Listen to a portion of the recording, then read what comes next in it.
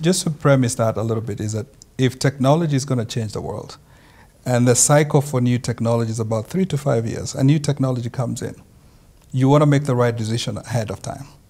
And I think, some of us in Silicon Valley, we can see the trends.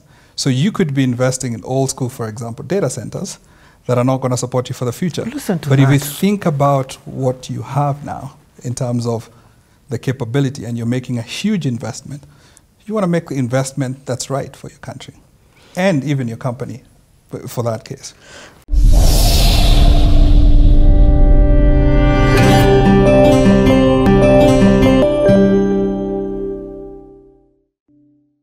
Yes. So Campus, I also learned to look for opportunities that Campus had been presented with. I'll give you an example. So at one point, there was an exchange program between UCLA, University of Dar es Salaam, University of Nairobi, and Makerere University. The program was called Uongozi Institute. It's basically teaching next generation leaders on what leadership looks like, both from a technical perspective, but also political perspective. So the year before us, maybe 2 years before us, the team had actually met Nyerere in Tanzania. Wow. So we had the lectures, the best of the best. I think in our year, we had Biwott come in and talk to us, because he's a foreign service minister. We had Garang talk to us. Wow. We had Anyang Nyong come in and talk to us. So it was one of the premier places where they taught leadership. And they brought leaders from all these different countries, and they were able to nurture that next generation talent. At that point, that's when I got a scholarship to go to UCLA. What? Yes. Yes. So it was an 8-week fellowship program. Yeah. And then what you did is that you went to University of Dar es Salaam. You were taught leadership by the professors there. Then you'd go to Makerere, and you were taught, and then you'd come to Kenya. Out of the 3 programs, 3 schools that you went to, and then there would be the best of that program would be sponsored for an internship of their choice. At UCLA? Yes. University of? California, Los Angeles, yes. Okay. Yes. First of all, what did you need to do to apply for this? What do you call it again? Uongozi Institute. Yes. What did you have to do? Or anybody could apply? You needed to have good grades. Now, with my second redo, my grades were stellar. But you also needed to write an essay. So I knew a guy called Ken Ouko, professor, really nice guy. He drove purple Mercedes-Benz. And he was smooth with the ladies. So everyone aspired to be like him. He wrote for me a letter, and I think in the letter he says, Alex is diligent about his work and focusing on what's important. It was a handwritten note. I said, hey, Ken, can you be able to do this for me? And he wrote for me, and I was like, I didn't think he knew me that well. Wow. But the words on that piece of paper told me something. Because I looked at other people he had written for, there were different storylines. So I was like, this is empowering. Again, having that person who can whisper into you and the direction that you're going to is really, really important. So he writes you this letter. Yes. And that's what you use to apply, and you get accepted. Yes, I get accepted to the program. So I get accepted to the program, but I needed to be 1 year ahead. Here comes in. Remember Penny, my wife, was ahead? When I rewound, she was ahead of me. So I was like, I might not be able to do it this year, but Penny can do it. So Penny, we go through the application process, and she goes into Uongozi 1 year ahead of me. Yes. So the next year, I already know the tricks of applying and making sure that at least I'm on time with the application process. And I have an alumni who can speak to how good I am at what I do. So first and foremost, yes, Penny would have not gone had you been accepted. Yes. Because you were a year below. Yes. You didn't meet the qualifications to. Yes. From a level perspective. Yes. Not the grades. Yeah, not the grades. It's a level perspective. They needed someone at a certain level of year. So she was ahead, and she had met the qualifications. Again, this is where the synergies come in between you and your person. Just, hey, I might not be able to do this, but you can do it.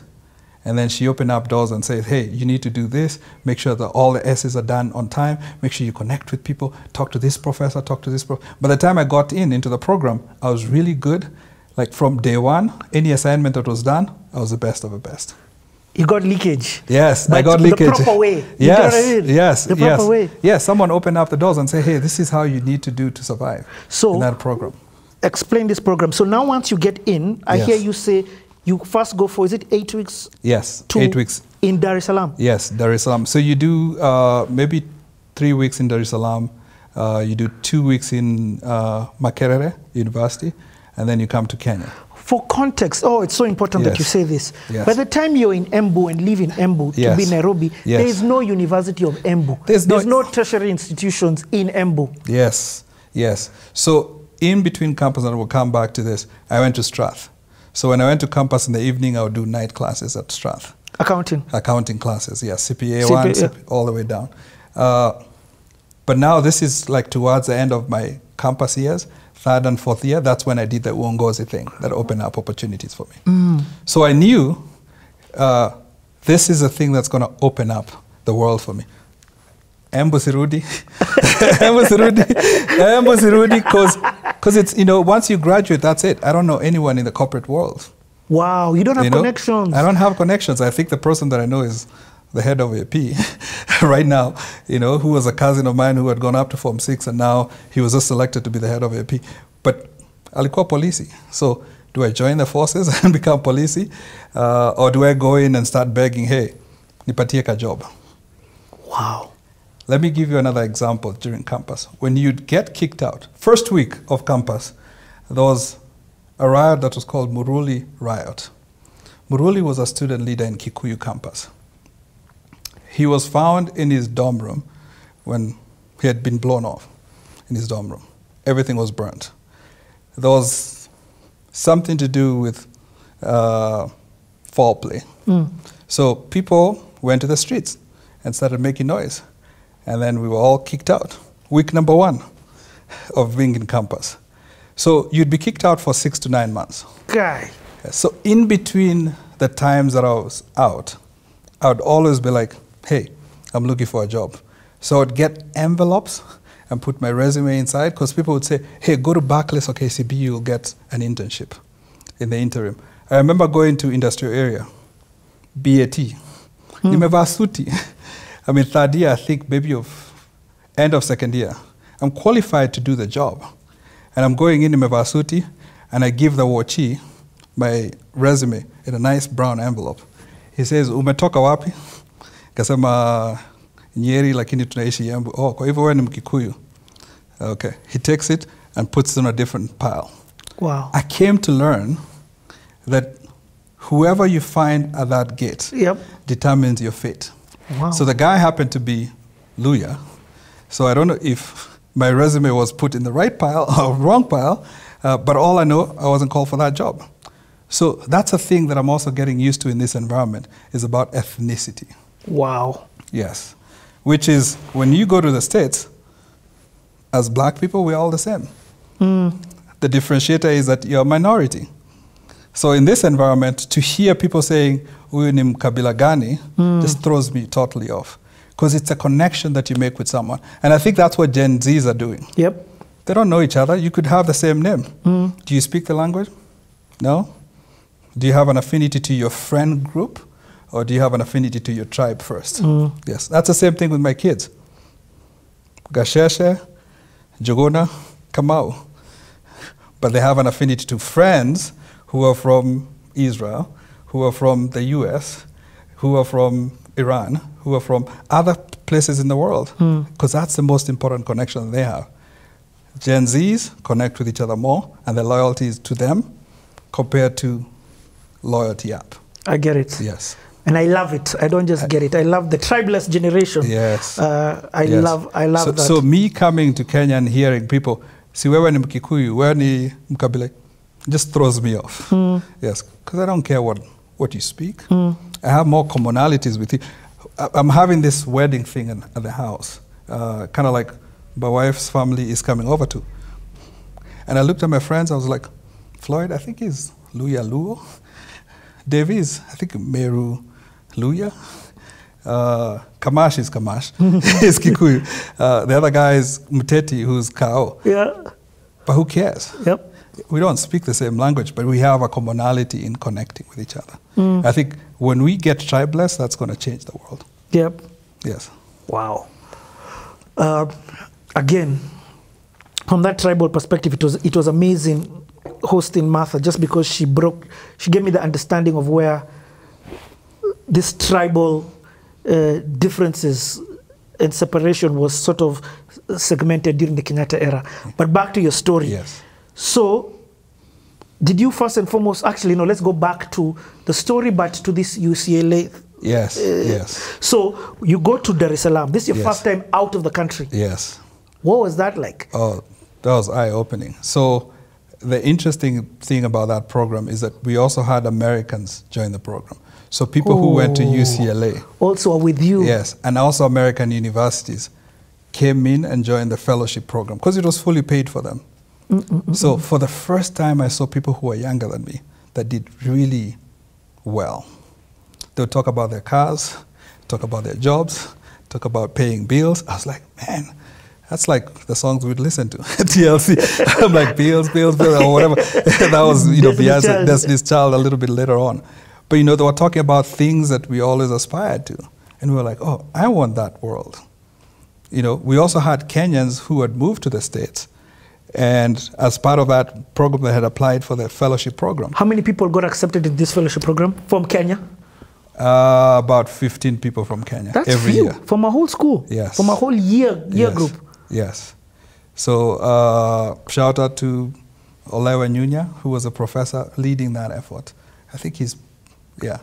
And was it paid for you, all expenses paid? Yes, yes. Nice. This is the interesting thing. They would give you 1,000 every day. It was sponsored by Ford Foundation. Yes. But they would give you 1,000 every day. Don't say Ford Foundation loudly. Our president may be listening. So, but that was leadership development. Yeah. And actually, when I got the scholarship to go to UCLA, I came back and met the guy who was called Tade Professor Aina Tade, who worked for Ford Foundation at that point. And he said, you have a great future ahead of you. Because I showed him all the certificates, I showed him the dream that I had, for changing the world. He was like, that's good. What does a leadership course look like? What happens? What are you doing when you go to these different countries and places? And also, did you go by plane or by bus? By bus. Ah, shucks. So the plane you haven't waved goodbye yet. Yes. I haven't got into a plane at that point. But you have a passport. Yeah, I have a passport. Yes, that's the most important thing. I have a passport. Stage one is a passport, bro. Yes. And it was hard to get a passport then. So at that point, we get onto a bus and go down. But in terms of leadership, what they would teach you is that what has worked, what hasn't worked. So you go to Tanzania at first, it's like Ujamaa. Did it work? The socialist movement. Did it work? There are good aspects of it. There were aspects of it that didn't quite work. And then you'd have people come in, Nyerere come in and speak to us. What was your vision? Yes. What? Yes. The year ahead of us had Nyerere come in and speak to them. What? And then you'd have Mukapa at that point. Yeah. We had, there's a president right after that came in, spoke to us. So we had direct link into the leadership. These are presidents, These are presidents, yes, coming to speak to us about, hey, what's your vision of a country short term? Why did they come up with the Jamaa in Tanzania? What has that done to Tanzania, which has 100 million people, in terms of uniting all of them? They all speak the same language. Yep. How many tribes? 42 tribes? No, I think 100 tribes, or whatever it is. It's a lot more than what we have. But you can never tell. The first thing you ask a Tanzanian, when in Kabila gani, I say, I'm in Tanzania. Yes. Yes. Which was something that was planted way ahead of time. And then if you talk to the leadership, that's the same philosophy that you're seeing. And then we went to Uganda. And Uganda was different. So it was School of Political Science, the best of the best. They talked about the leadership of Amin. They talked about the leadership, subsequent leadership of Museveni, and what was successful, what wasn't successful. So we had to tap into the great leadership that they had in those countries. Then we came to Kenya. Biwott came into that. We also spoke to Garang. Wow. Yes. Anyang' Nyong'o came in. He was talking about the history of political science. This is so powerful. Yes. This is a setup for greatness. Yes, yes. And for you to see that from this great people and this great mind, it opens up your eyes. That's why it's very, very important for people to give back, even if it's just showing them this is a possibility. Yeah. This is a different path. Yes. Part of the reason I wanted you on CT is because I have a feeling that this country, if they tap into you, and as the story progresses, they'll get to understand more why I say that. Yeah.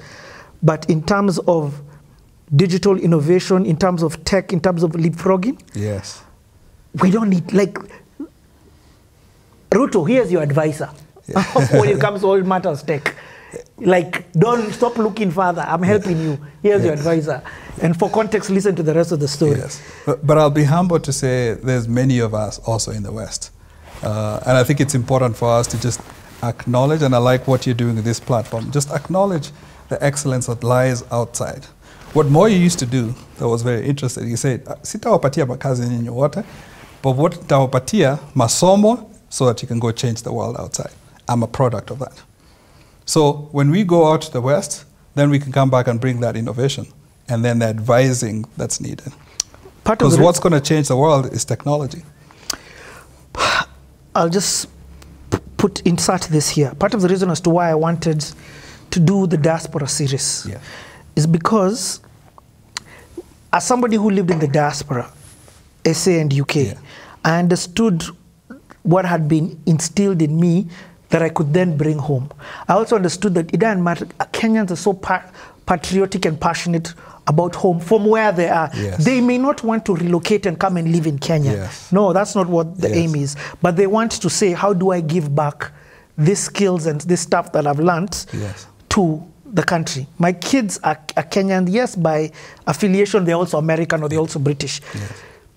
I feel that with you in the side conversations that we've had, that you've just like, you know, there's all this wisdom and knowledge that if my country can even tap into 1%, it will leapfrog. Yes. I work with the people who are changing the world. Yes. Candy, the same thing.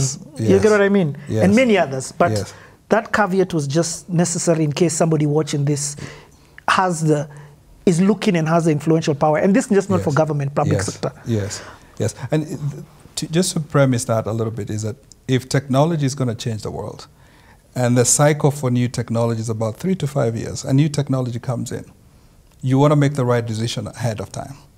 And I think, you know, some of us in Silicon Valley, we can see the trends. So you could be investing in old school, for example, data centers that are not going to support you for the future. But if you think about what you have now in terms of the capability and you're making a huge investment, you want to make the investment that's right for your country and even your company for that case. You know, I'm so obsessed with VR and AI, and I've understood, for me, it's a gift. For mine, it's special. It is a God-given gift to pioneer within the digital space. This conversation, I was showing you, this is a conversation I've been having for years about Meta, F5, VR, AR, but it's difficult for me to connect with different people within this space who truly get it. Shout out to Frencho, who's pioneering in the VR space. Black Rhino, and check out Black Rhino. Frencho, you need to come on this seat. You see why I was telling you need to come onto this seat. But this VR conversation is so pivotal.